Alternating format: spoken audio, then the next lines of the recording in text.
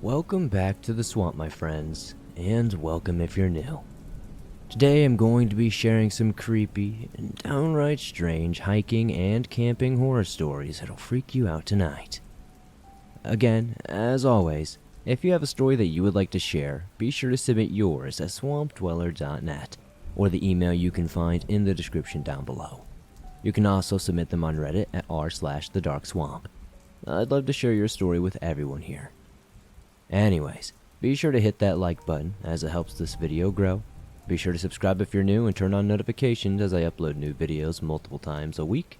And now, without further ado, let's get right into these creepy and downright strange hiking and camping horror stories that'll freak you out tonight.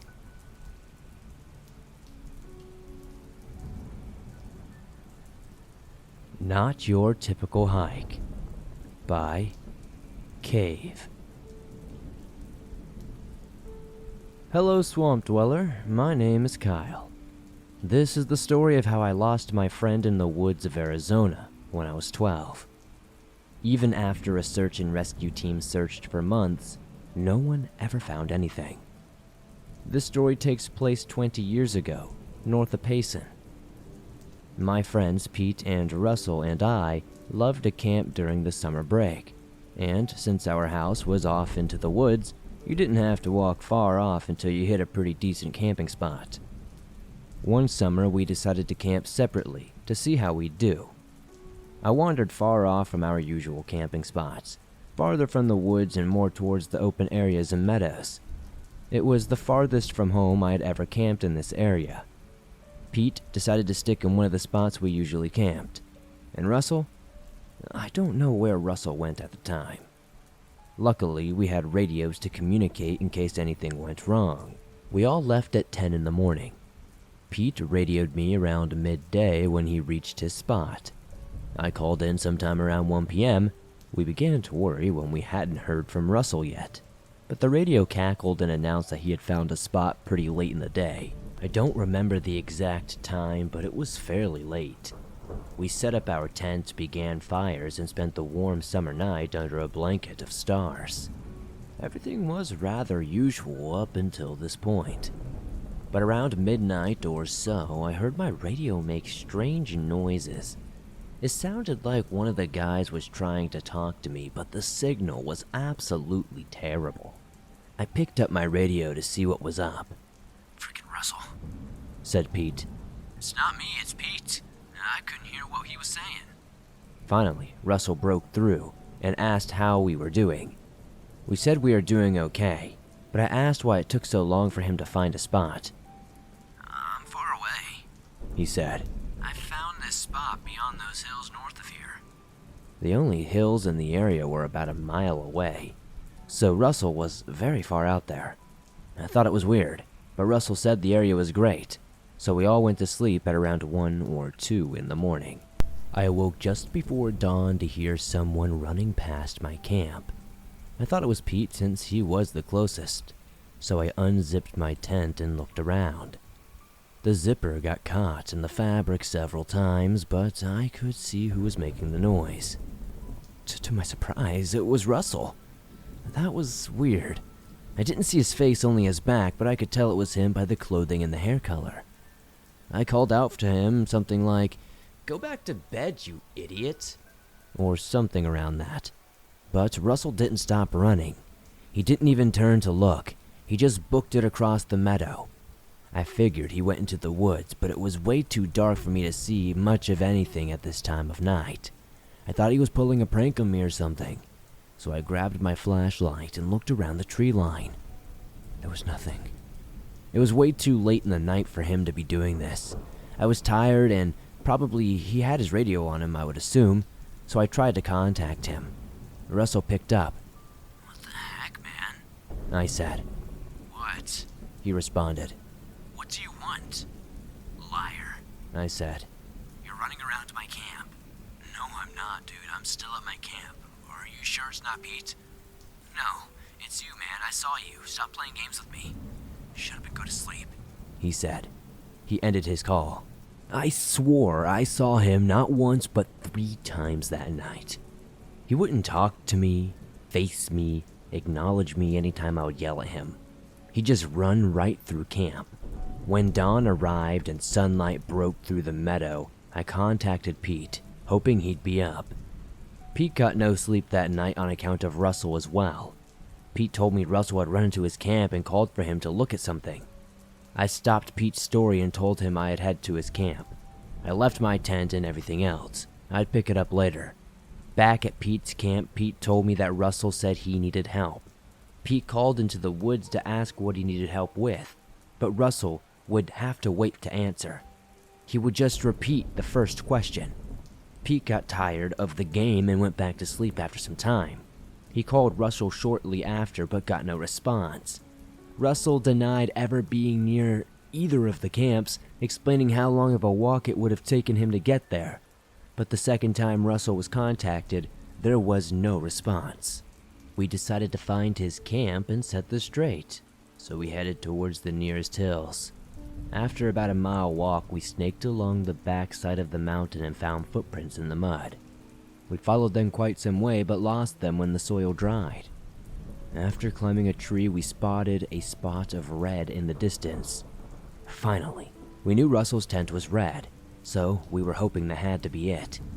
We went in that direction and hiked an extra mile until we reached his campsite. It was secluded in a clearing deep in the woods, surrounded by juvenile pine trees. But when we reached his tent, it was absolutely ransacked. The tent was ripped into shreds, his belongings were strewn about, his radio was thrown into the long-gone campfire. There was trash everywhere. We searched for Russell for hours but couldn't find anything. We decided to hike back towards the hills to view the area better. It took us some time, but we finally got a better view. And that's when we saw him. Russell was standing on top of a hill not far from us. Relief flooded our senses as we ran towards him. We stopped abruptly. Something was not right. Pete put his arm out in front of me, blocking me from running any further. Hold on, he said. I need help explaining what was wrong, but Russell wasn't Russell. He resembled Russell very closely, but the way he moved and his facial expressions were just off, and I didn't realize how screwed up it was until we were only about 30 yards from him. His body shape was weird. It was like he had drawn more of his body towards his center, leaving his arms, legs, and everything else much skinnier. When we proceeded to walk towards him, Russell began to smile at us. The smile was abnormally large. It stretched ear to ear. The thing, or Russell, whatever this was, got on all fours and started running down the hill, losing Russell's form and shifting into something we couldn't even imagine existed. Skin stretched over the creature's bony body, its head elongated with a strange circular mouth, black beady eyes. As this thing ran down the hill, it was screaming in Russell's voice, but kind of robotic. To this day, I really don't know how to explain this experience to most people, so I just keep it to myself. If anyone in the comments has any idea what this could be, what we experienced, what we saw, what happened to our friend, please let us know in the comments. The Kentucky Holler Crawler by Tyler R. When I was 9 or 10, my uncle told me a story that has stuck with me ever since. Growing up in Kentucky, I've always heard tales of, Bigfoot or the Popelik Goat Man, the usual run-of-the-mill urban legend, campfire story if you will. But the story of my uncle and this weird creature he allegedly ran into has always stood out from other tall tales I had heard. Kentucky is home to the world's most extensive cave system, Mammoth Cave. Since its founding in July 1st, 1941, only about 365 miles have been surveyed by the human eye. It's believed that over 600 miles of passageways and caverns are still yet to be discovered. The national park is stretched over 3 counties, spanning over 50,000 acres: Edmonton, Hart, and Barron counties. My uncle has owned land in Edmonton County since the early 1980s. I remember hearing about how and when they were out there hunting for deer. They would occasionally come across pits of various sizes in the ground. They were the mouths of cave entrances. They would usually just toss a barrel or a large tree branch over it so no one would stumble across it, fall in, and become trapped. According to most people, besides wildlife or just getting lost in the woods, there wasn't much else you really had to worry about. This story takes place in the early 1990s, about 5 years after my uncle purchased the land. His closest neighbor, whose name is Ken, lived about a half a mile down the dirt road parallel to their properties. They naturally became good friends over time and occasionally would accompany each other when hunting. My uncle lived in Louisville and would visit his property when he had days off or needed to do upkeep, like mowing or restocking his pond. So, unlike his neighbor Ken, he spent more than most of the year in Louisville. On this particular weekend, Ken went out hunting for deer. He left his cabin and headed off into the woods. He had done this 100, maybe even 200 times before. He followed a path he had used plenty of times to a small grouping of trees overlooking a small meadow. He said it was a perfect sunny day. It was beautiful. It was fall. There was just no clouds in the sky. Absolutely perfect for hunting. He sat in the shadows underneath some low-hanging tree branches, feeling hidden from what would be prey that might come by. Despite being the ideal weather for hunting, he didn't see much game. Just a few fawns and doe, not the big trophy buck he was hoping for. He had been entertaining the idea of grabbing his gear and returning to the cabin. But, not wanting to go home empty-handed, he decided to stick around for just a bit longer, hoping his luck would change. His chest fluttered when he looked across the meadow to the left and saw movement in the tree line opposite him. He pulled his rifle to his shoulder and looked down at the scope. The thick trees and foliage at the end of the tree line prevented him from getting a good view at what animal was in his sight. From what he could tell, it was heading towards the edge of the woods and he just had to be patient. When it stepped out of the shadows of the trees about 50 yards away into the clearing, he almost immediately knew he wasn't looking at a deer. He tried to keep his hands from shaking his rifle as he desperately tried to identify exactly what he was looking at. He described its body as a panther, but the upper torso were like the shoulders of something different. He didn't really know how to explain it. He just said that they sat noticeably higher than its lower back and hind legs. He was looking at its side profile, which he claimed, while in mid-stride, this thing would be close to at least 7 feet in length. He said it was absolutely quiet, like a stalking cat. It never made a noise when it moved. The front legs, he said, were more like arms, significantly longer and skinnier than its hind legs. It had brittle, dark brown hair that started from the back of its head and ran down the length of its back. He also claimed that the creature's skin looked waxy, almost like a chimpanzee's dark brown or nearly black skin. Its face was long like a dog's, but he said he noticed no ears. He said the corners of its mouth ended by the neck, where the ears should be. It just sounded unsettling. The most weird and downright unsettling detail I can remember about this was that its back legs, he described them as being almost frog-like, as the back legs were tucked close to the creature's sides. When it walked, the leading leg would reach almost to the front of its body, and the other leg would stretch way back, flat like a frog when it crawled. He watched it for about 2 or 3 minutes, slowly and quietly moving through the long golden grass. When it walked, the leading leg would reach almost to the front of its body, and the other leg would stretch way back, flat like a frog when it crawled. He watched it for about 2 or 3 minutes, slowly and quietly moving through the long golden grass, a black shadow surrounded by color. He watched it disappear into the tree line directly across from the woods he had seen it come from initially. After a few moments, he left and headed back to his cabin in absolute disbelief. Now, I don't know how long it was after this initial incident occurred that Ken told my uncle about it, but he was reluctant to speak about it. He dubbed it the Kentucky Holler Crawler. Eventually, Ken thoroughly explained the story one night while sitting around the campfire with my uncle. Ever since then, Ken refused to go into the woods. He claimed to only hunt from the dirt road running through his property afterward. Both my uncle and Ken have sadly passed away since, but their story never changed over the years. I have even had my uncle retell it multiple times, and it's the exact same details every single time. The thing that keeps me up at night, though, isn't the thought of the creature.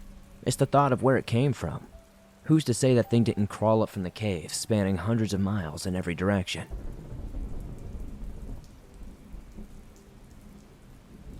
Let me start by giving some background. I'm a 25-year-old man. I love the outdoors. Anything to do with camping, swimming, ice skating, anything to do with the outdoors in general is my thing. Well, this story takes place in a snowy tundra back on the date of 11/13/2017 in the Colorado Rocky Mountains National Park. My friend Jay, John, and Alyssa were going up there for a camping session, as we all have this in common now. I know, I heard the stories on this channel a million times of people going into the national parks and never returning, but this is something entirely different. We thought this was going to be a nice getaway, but it quickly turned into a hell I'll never forget. I'll always be thankful for the shotgun and the bullets I had gotten from my cousin. He makes dragon breath style type shells. For this will be important later. So, back to what we were doing. It was like any other day, traveling from Berks County, Pennsylvania, all the way up to the Rockies. As you can imagine, this was one hell of a 3-day plan for us to get there. We would leave Friday and come home on a Sunday. Well, everything was good for most of the trip. You know how long rides go, staying in crappy motels and stopping and eating very sketchy gas station food.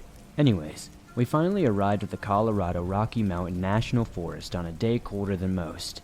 We had the usual traveling stuff for this sort of thing, and we made sure to pack extra clothing. We wanted to make sure we were plenty warm for what Mother Nature presented us, because what she showed us that day was, to say the least, harsh climate weather. So, we began our trek into the mountains, and everything was going very well. Nothing crazy happened, except for the occasional breeze of wind, until nighttime hit. We established a base camp at roughly 15 miles that day, deep inside the Rockies. We got a fire going, and we're grilling some weenies and beans. Nothing wrong with that. Until I went to take a leak. I had this unbearable, unshakable feeling like we were not alone, and I could feel this before my foot touched the ground. I got bad vibrations instantly. The moment I was alone, I got major red flags. Me being me, I didn't want to spook my friends, so I didn't say anything, and just kept a lookout. Besides, my friends weren't really big into cryptids or ghosts or anything spooky like that, so I didn't want to really kill the vibe. As moving forward into the story seems this feeling I got went away, but at the same time, it still kind of stayed close. I zipped up my pants and went back to my friend who was already getting drunk and eating. Thankfully, nothing else happened that night, so we ate and called it a night. Sometime around 2:37 a.m., I had awoken harshly in my sleep to this god-awful feeling of being watched. Like if you've ever stared at someone for so long as they joke, and they turn around and then suddenly you're there. Well, that's almost the way I felt, but in the tents were just Jay, Alyssa, who were a couple, and myself. So they slept on their own side, and I was on my own. I zipped up the flap and poked my head out of my tent slowly. I was looking around and I saw nothing. Everybody else was in their tents, and honestly, it seemed that people were sleeping. I slowly crawled back into my sleeping bag, and somehow, out of the grace of God, I managed to fall back to sleep. The next day we get up, and nothing seems out of the ordinary. The sun is out, but it looked like it snowed a bit. Trying to be rational and thinking maybe I was just hearing things and we're in the mountains, it tends to snow a bit here, and maybe I just heard that last night. As the day progresses though, I noticed something my friends never did. It was absolutely silent all around us the entire time. And while I've been out in the woods near cougars and bears, and know that when predators are around it goes quiet, this was something much different. John turns to me with a beer in his hand and somewhat getting wasted already, around noon, and he says, "What's the problem, man? You seem like you've seen a monster or something." I've told them about my encounters in the past with things that I believed to be dogman and stuff. And usually, they were more cool about it, but I'm assuming the alcohol kind of made them kind of jerks. Jay and Alyssa are more sensitive to this and don't patronize me for believing in such things, as they know there is no judgment for what others believe. That's what made us friends in the first place. Anyways, getting off topic, I tell him to shut up and tell him to stop being drunk. We stand in silence for a minute listening though, and eventually, he does admit that he doesn't hear anything. Alyssa breaks the ice and says, "Why is it so silent?" I immediately tell her nothing, probably just your regular Colorado bobcat. Now, I know these things can get big, so I assure them not to worry. I brought a nice warming gift if it decided to say hello, reassuring them that my trusty old Remington 870 pump action shotgun would definitely get the job done. They turn around and continue the walk. Maybe if I said what I really felt, none of this would have actually happened as it did. So, we were about 50 miles inside the Colorado Mountain National Park. And it's evening time. John was drunk as a skunk. He pitched his tent poorly. What do you want from a guy getting drunk since noon? It was at least 6 o'clock when we arrived further in. John, being John, decided that they weren't going to help set up and they were just going to sleep. Which, honestly, we didn't bother him, because he was sauced up and would be more useful sleeping. Me, Jay, and Alyssa unpacked and pitched our tents and established a fire to cook the cubed steak with greens and other goodies in a pot that we brought for our 3-day trip. As we cook the food, I tell Jay I'm going to have a look around. I left my shotgun behind and told Jay if anything happens, point, breathe, and shoot. But be careful, she's a hot one. He'll soon realize what I meant by this. So I go on my little journey. I like to call these big walking trips, if you will. It's just something I've called them since I was a kid. I'm loving it though, because it's just me and the sun was going down just over the horizon, giving me more peace of mind. But at the same time, it got me thinking from earlier. What was with that sense of silence? Was it really some sort of big cat or bear? So now, I realize it's been an hour, and it's about to be dark out. I've been walking in a straight line for an hour. I turned around and began the trek back to camp, but I could not help this feeling of being watched the entire time. Like if I were to turn around, there would be nothing there, but you could just feel like something, or someone was staring you down. I ignored the best I can, and soon reached back to camp. Alyssa woke up John, and John, being John, winding down from the beers he had earlier, decided to say, "What are you doing? Looking for a girlfriend out here or something?" I laughed and said, "Yeah, she's real sturdy and goes timber when I make her go down." Jay laughs a bit, and so does Alyssa. John just grumbles and says, "Are we eating or what?" Of course the meal was ready, and it had been for about 2 hours. Jay and Alyssa have been waiting for me, so, like always, we dig in as a group. I was in heaven for the time being, sharing laughs with my friends and just enjoying the food and getting away from the hustle and bustle of everyday life. Little did any of us know, though, that would be one of the worst nights we would ever experience. We all finish up and get ready to hit the bed. It's about 9 going on 10 p.m., and we have a long day ahead of us. We will be hiking all the way back to where we started, which would roughly take a bit to get back. So, John says he must take a pee. I say, well, go ahead. If you're looking for a bathroom, it's all around you. He tells me to shut up, and I snicker a bit. John goes off, and Jay and Alyssa are now in their tent trying to unwind. I was outside, still stoking the fire and thinking, as I usually do. I eventually stop poking the fire and look around. That feeling of being watched comes back, but intensifies as all get out. I yell for John, but I get no response. I again call out louder for John, and still get no response. I tell him to stop playing games and come back and get some rest, man. We gotta get up early. Again, I get no response. I'm starting to get freaked out now, so I go and try to find him. I went in the direction that I saw him going, which was about 100 to 150 yards in. I'm yelling for him, searching everywhere, and can find absolutely nothing. I then stop and look around and observe my surroundings a bit better. I noticed once again it was dead silent, like to the point you can hear your ears ringing. I begin walking slightly in a different direction, because I see what looks like John's head peering out near a tree side. I begin saying, "Come on, man, you're not scaring me. I've been in worse situations." Then what I see next has me stop immediately in my tracks. There was John, He was there with what looked like an icicle sticking out of his neck. I'd say it was 3 feet in length if I had to guess. But I don't even know how to describe what I saw. I know this kind of damage can only be done by something strong, though, something otherworldly. What could decapitate somebody and then impale them on an icicle? Now, I've listened to the Swamp Dweller show for a long time. I've heard of stories of skinwalkers and wendigos and stuff like that. But one that I heard about recently was the Washuge, and this seemed to be a perfect match. But out here, this is far away from its original territory. I'm not even sure there have ever been sightings in this area. I say I know this because I have seen some very interesting information from a friend who has gone up against what he believes to be a Washuge in the past and lived to tell the tale. Of course, he has some markings on himself to prove this, and I'll have to ask if he can be polite enough to send some pictures in for you guys. I'd love to show you if they are willing. Anyways, as I looked at John's body, his throat gushed out with blood from such a deadly weapon had me shaking a bit, because this wasn't some cryptid you get away from. This is one you prepare to die when you meet it. I'm trying to go over every scenario in my head.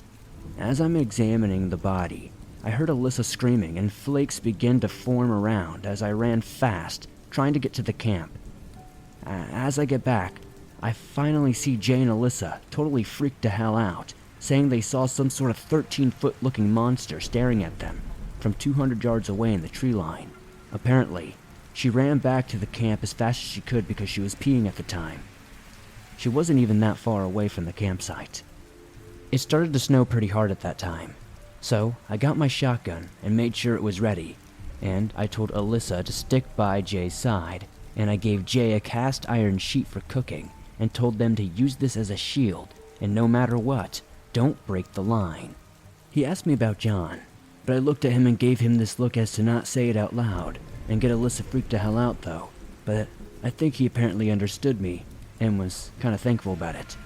As we began to get ready for a fight of our life, we tried to form a barrier-like line and began to steady jog as snow began to pour down.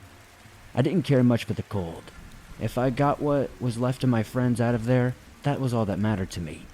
We begin our trek back to the car, but suddenly, I don't know how to explain it. I don't know if you have ever had this feeling before. It's that feeling that you get in the pit of your stomach when you react before something actually happens.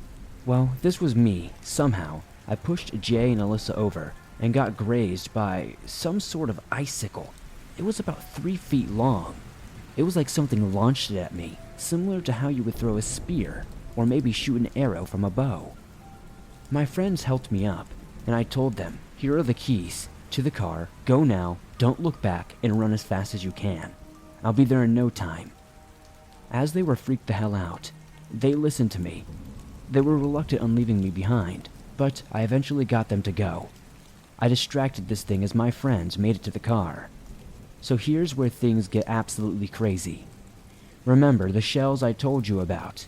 Well, I just now remembered Washuge are weak to fire. So, here it was. Me and this, what I can only assume is a Washuge, all alone for some reason. This thing really seemed to want me. After all, it saw me as the strongest, I guess. It wanted to pick me off first and let my friends go, knowing damn well it could kill them too before they made their decision to do so. The snow dies down, and I am met with this monstrosity of a creature. Like Alyssa said, this thing has to be 13 feet. That's right, but the way its body was, the way it stood there frozen like a statue, only breathing from its open mouth, it was absolutely a sight to behold. If I didn't see the steam releasing from its mouth, I would think this thing was dead. Here we are, the big showdown. I put up my shotgun. The distance between me and the Washuge was at least 10 feet. We could probably reach out our hands and meet in the middle and touch. It was snowing really hard though, and it was almost impossible to see each other, even though we were barreling down on each other. I think back to John, and then think to myself, and all those other people that have gone missing in the past couple of years in this park. Was it this thing that had done it? I didn't care. All I knew is that I wanted it dead, It wasn't so much as revenge but justice in my words. As I put the gun up to shoot the Washuge, it was already on its attack, and it felt like time stood still for a few seconds. I reacted so fast I just closed my eyes and shot point blank range. I peeked my eye open to see that I got it right in the face, and this thing was burning. This whole thing's body caught on fire. I stood back a bit, feeling the dragon's breath round burn the Washuge. I took another shot at it, and I got it right in the chest this time. Hearing this thing's horrific, painful screech, this thing rolled over, and I swear I heard it mumble something like, "You'll die a horrible death." And like that, the yellow-eyed pinpricks for this thing's eyes glowed, but the Washuge was clearly dead. I picked myself up, saying I'm sorry to John for being an ass to him. I should have been a better friend, because you never know when it could be your last word. Instead of finding the negative, I should have found out why he was the way he was. But to you, sir, I hope you're somewhere better. As for my friends, they made it safe. I soon arrived. It becoming day roughly about 6:36 a.m., I got back to the car, put my shotgun in the back, got in, and didn't say anything the entire ride back. Now, I know my story might sound completely unbelievable, and I completely understand that. Even my own friends don't really want to believe it. I'd rather that than an argument, though. About a year has passed now, and I finally told Alyssa what happened after about 3 months. I told her what actually happened to John and how I killed the creature.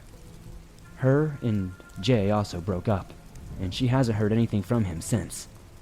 Honestly, I think it really affected us all differently. I don't know. Some days, I wonder if this thing will come find me or my friends. Honestly, I think it might be best that I cut all ties with everyone involved. And after hearing about Sam White Owl, I'm going to do my best to join these people who hunt down these beasts. So, everyone I kill will be one less to worry about. Thank you, Swamp, and hello to all the swamp folk alike. May you be safe out there. You have no idea what's in the dark watching.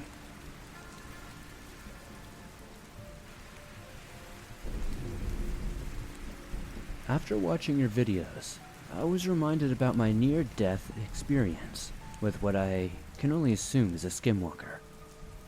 I was about 19 years old when it happened. I decided to go on a camping trip with my friends.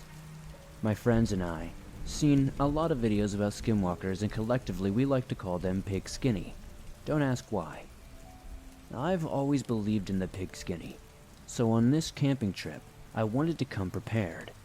I brought my night vision goggles and my handy-dandy Colt 45 for protection against anything. After the first day, everything goes swell.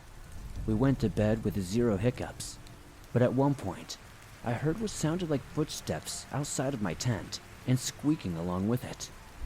I figured it was probably my friends pulling a prank on me, pretending to be a mouse or something like that. But it also could have been a pig skinny, shape-shifted into something. Maybe a mouse. I let it go though, because it did sound silly. I wanted to toy with it at first to make sure that it wasn't actually something like that. In the morning, we all woke up and I asked if they heard anything. To no avail, nobody except for me heard the noise. All of my friends wrote it off as a mouse. Those fools. The second day was a little strange, I guess you could say. My friend Cooter, long story short but that's his nickname, suddenly disappeared while I was grilling some franks over the fire. I didn't care at first, since these dogs were top-notch, let me tell you. Excellent animals. Suddenly, I heard a blood-curdling screech off into the woods. It sounded like someone or something was being murdered or screaming for whatever reason. I took my Colt and my knife and told my friends I'll be back. I ran off into the woods searching for my closest friend, Cooter, but I couldn't find anything. My eyes started to itch while I was writing this, so I had to pause. But now I am resuming. I started to smell blood and copper in the air. I had only heard about this in stories, but now, as I write this, I get goosebumps all over again. I ignored the smell. It's not a good idea, I know, but I ignored the smell and kept pursuing my friend who I presumed got lost trying to go pee or something. I decided to return to camp. Maybe, just maybe Cooter would return. I got back to camp to find everything gone except for the head of a funny-looking deer. It had human teeth. So I kind of laughed it off and thought it was a prank or something. But I was rather distraught by the fact that all of my friends had suddenly disappeared. It was getting late. I got my $2,000 night vision goggles so that I could see in the dark. I saw silhouettes in the tree line, and they reminded me of my friends. I stood there for a second and slammed my fist down on the picnic table. What? Out of nowhere, I heard the faint of a whisper of something behind me saying, "It's arrived." I then heard what sounded like someone stomping on a sheet of metal. In a flash, I turned around and unloaded my Colt onto whatever was behind me. It was Cooter, but something was incredibly off about him. He had multiple bullet holes in him after I shot him, and he wasn't talking. Who could have done this to him? Fast forward 3 weeks. I'm back in my trailer on my own property. Me and my less intelligent brother Randy were just chilling at home. He was clipping my toenails and I heard something like bells ringing outside. I look out, and there my friend Cooter was. But how? I was pretty sure I had killed him with those bullets. They were massive 45 ACP rounds, and they are strong. But I guess not strong enough. He stared at me for a while, and I stared back. It felt like years, centuries, eons. Then, he walked back into the woods, and I've never seen them again. In reality, this story is kind of crazy, because a couple of weeks later, I would actually see my friends again. And I would question them about that night, and all of them have no recollection of us ever camping. So, is what I experienced some sort of time lapse, some sort of time loop or something? I don't know. Did this Skinwalker put some sort of curse on all of us? And what did I meet? And what did I shoot?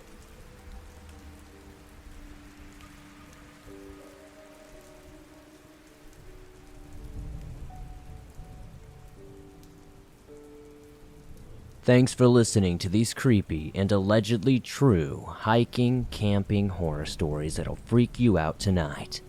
As always, if you enjoyed these stories, please be sure to hit that like button as it helps me out a ton.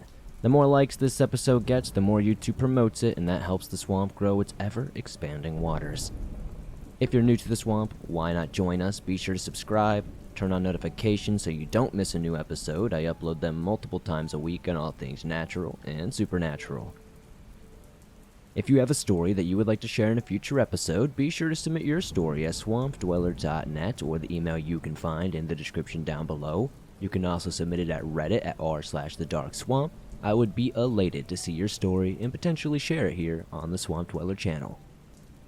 I would love to know in the comments down below what story was your favorite. It's always good to see your opinions, helps me pick better stories, and I just love to see your comments.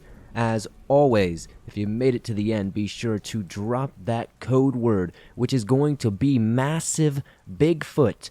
The funniest comment will be pinned to the top as always. I love seeing the funny things you guys come up with. You guys are honestly stand-up comedians in your own right.